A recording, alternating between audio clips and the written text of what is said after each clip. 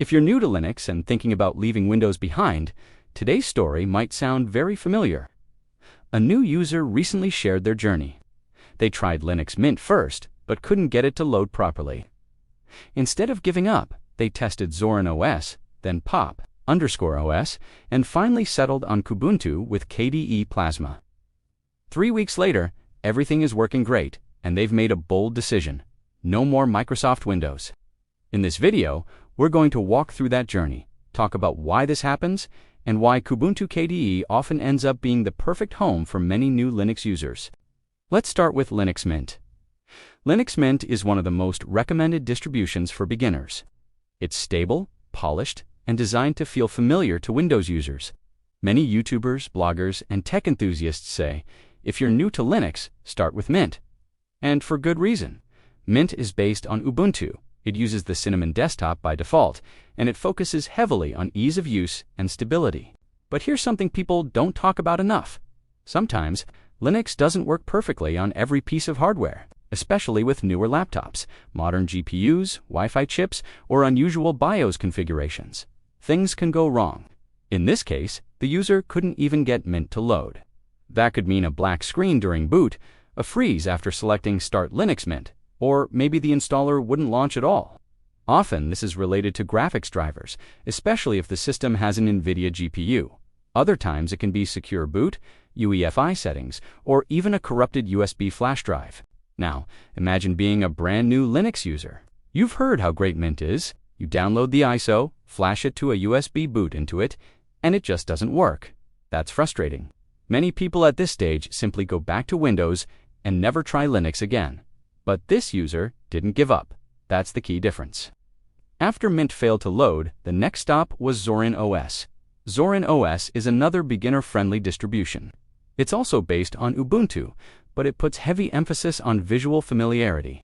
Zorin can mimic the look of Windows 7, Windows 10, or even Mac OS. For someone coming from Windows, that visual comfort can make a huge difference. You don't feel lost. The taskbar is where you expect it. The Start menu behaves similarly. File management feels intuitive. Zorin is often praised for its hardware compatibility and clean interface. But in this journey, it wasn't the final destination. Maybe it installed fine, but didn't feel right. Maybe there were small performance issues, or maybe the desktop environment just didn't click. Sometimes it's not about technical problems. Sometimes it's just about how it feels to use the system every day. Then came Pop_OS Pop. _OS is developed by System76 and is known for excellent hardware support, especially for systems with NVIDIA graphics. It even provides separate ISO images specifically for NVIDIA GPUs. That alone solves a lot of boot and display problems for new users. Pup_OS is also known for its productivity-focused workflow. It uses a customized GNOME desktop environment with tiling features built in. For many users, Pop_OS is powerful and modern. But GNOME has a very different philosophy compared to Windows. It focuses on minimalism and workspaces. There's no traditional taskbar in the same way Windows users expect. The application overview, the top bar, and the workflow can feel unfamiliar. Some people love it, others find it confusing at first. If you're coming directly from Windows and just want something that behaves in a familiar way, GNOME can require an adjustment period. So after trying Mint Zorin and Pop_OS, the user landed on Kubuntu. Kubuntu is an official Ubuntu flavor that uses the KDE Plasma desktop environment. And for many Windows refugees, KDE Plasma feels like home. The layout is very similar to Windows by default. There's a panel at the bottom. There's a launcher menu. There's a system tray. Windows can be minimized, maximized, snapped to sides. It just makes sense immediately.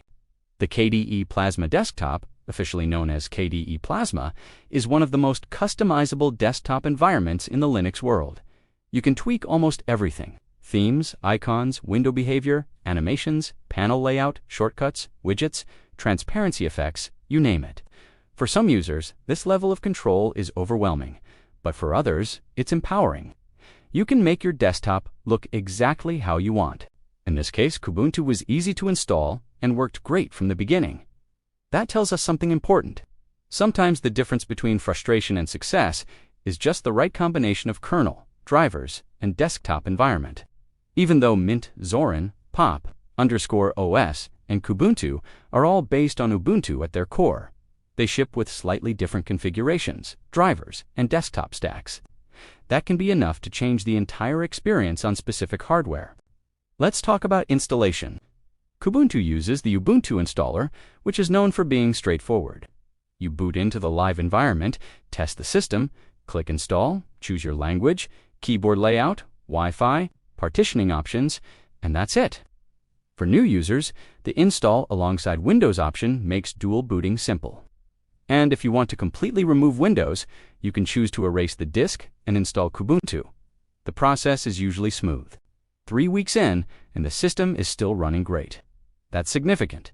The first few weeks are the most critical period for any operating system switch. That's when you discover compatibility issues, missing software, or workflow frustrations.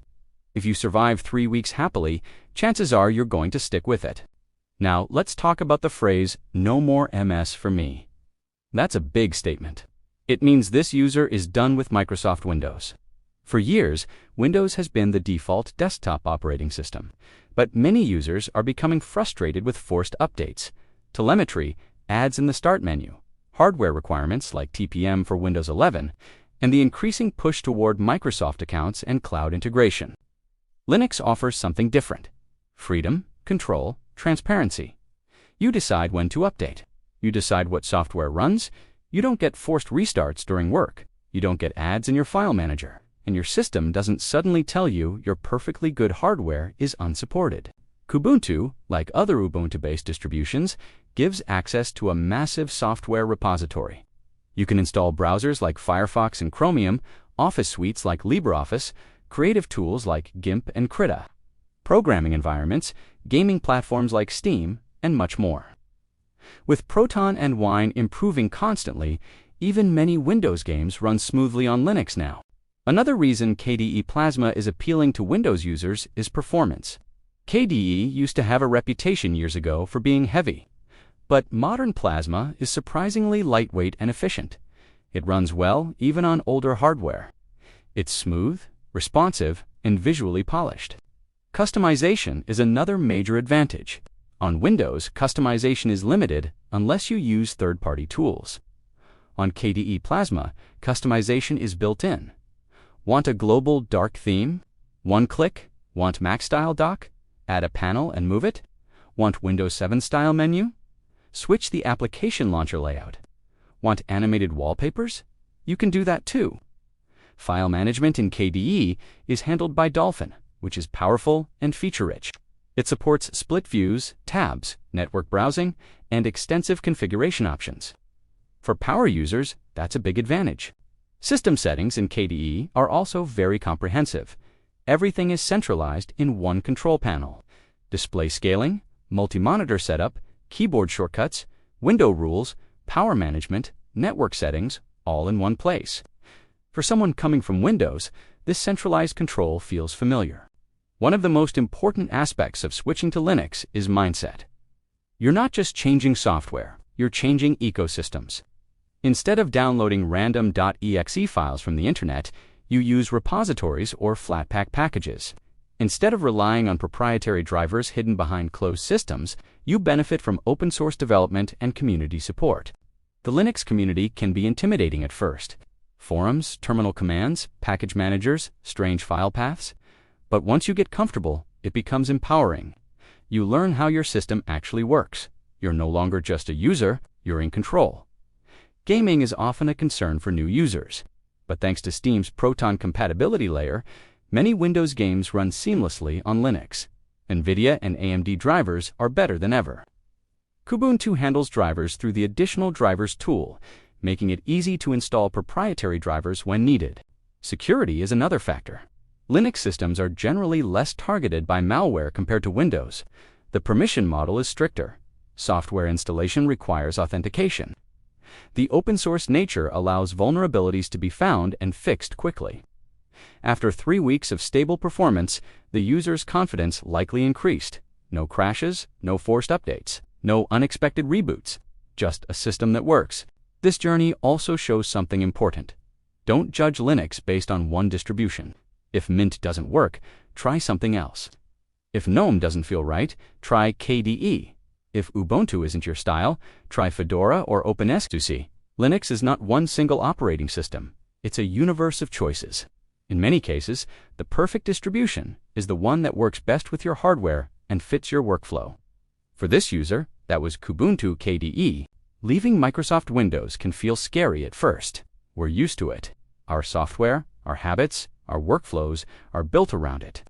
But when you realize that Linux can handle browsing, office work, media consumption, coding, gaming, and even content creation, the fear starts to disappear.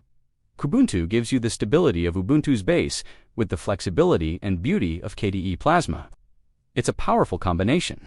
For anyone watching who's struggling with Linux installation issues, here's the lesson. Don't give up after one failure. Try different distributions. Check your BIOS settings. Disable secure boot if necessary. Use tools like Rufus or Balena Etcher correctly. Make sure your USB drive is properly flashed. And most importantly, be patient.